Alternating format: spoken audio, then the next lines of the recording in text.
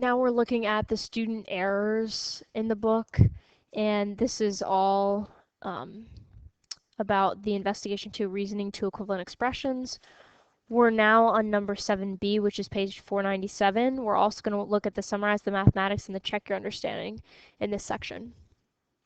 So here, the student error is that the student is doing some sort of combination of what they learned when we talked about exponent rules, and then also, I don't know, just putting like the addition sign in over there. That's what it looks like to me. For example, if you take the 2 and you distribute it to each piece, it's 7 squared m squared, which is 49 m squared, and then it's as if like they just put an addition sign in between, so something like that. The issue with doing that over here is that the 2 is not able to go to the m and the 7 because of the addition sign. The exponent rules only dealt with multiplication and division. So the 2 was able to go to both the 7 and it was able to go to the m. But when you have an addition sign, that will not work. Let's look at an example. If you multiply this by itself, 7m multiplied by 7m, you do get 49m squared. So it makes sense to give the 2 to the 7 and the 2 to the m. But up here, it's not going to be m squared plus 7 squared. It's not going to be m squared plus 49. What it means to have a base or an exponent of 2 is to copy the base down twice. So just like we copy down this base twice, we're going to copy down the m plus 7 down twice. And when you follow the rules of multiplication, you're not going to get the same thing that the student got. So let me erase this and then we'll start. So we do first, outer, and then we move to inner, and then last. And we get m squared plus 14m plus 49. Okay, at this point, we're going to skip number 8, and we're going to go ahead and move right into the summarize the mathematics on that same page. Actually, it's on page 498, so turn the page.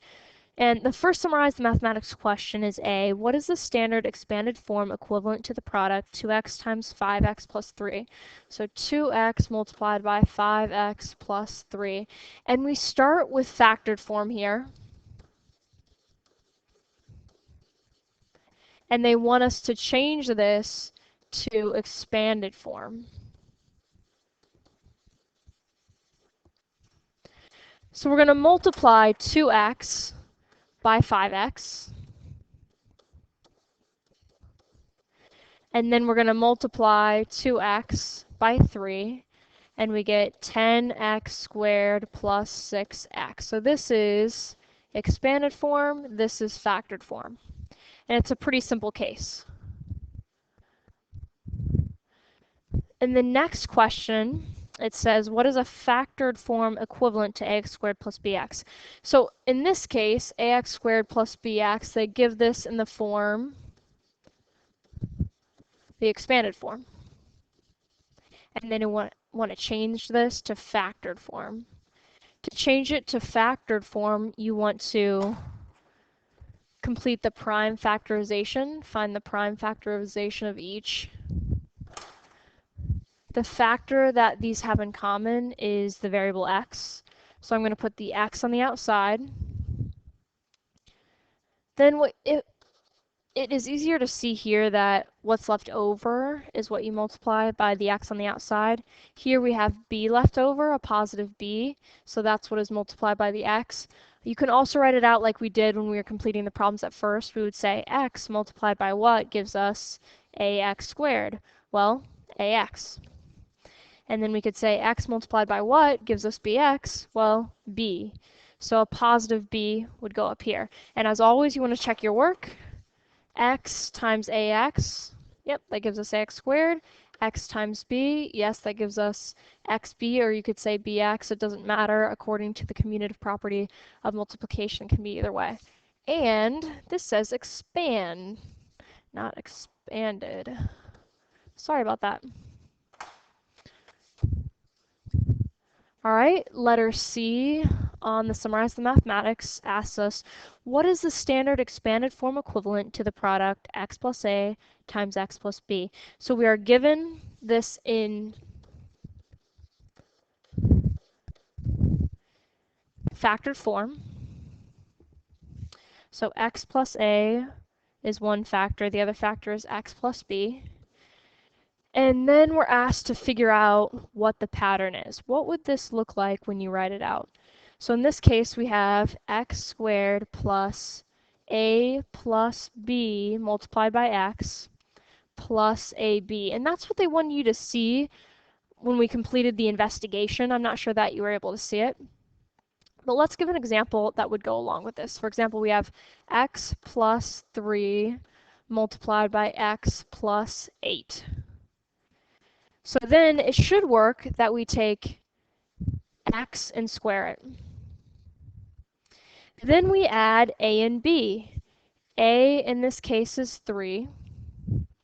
And then we'll use another color for b. B equals 8. So then if we add a and b, that would be 3 for a, 8 for b, and then it would be that multiplied by x, and then we add to that a multiplied by b. So we take the 3 and we multiply it by the 8. So we get x squared plus 11x plus 24. Now, you can follow this little, I guess you could say, trick every time and it'll work. Or you could just do what we normally do and you could say, all right, first, and you get x squared.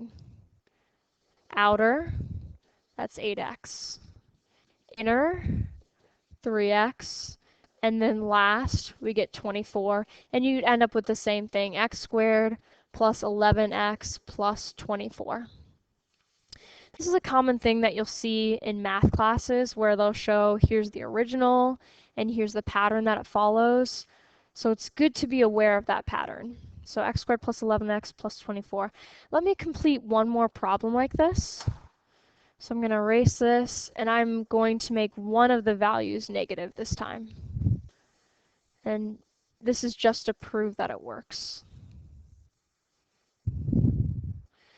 Alright, so this time I'm going to use the example x plus 2 multiplied by x minus 7.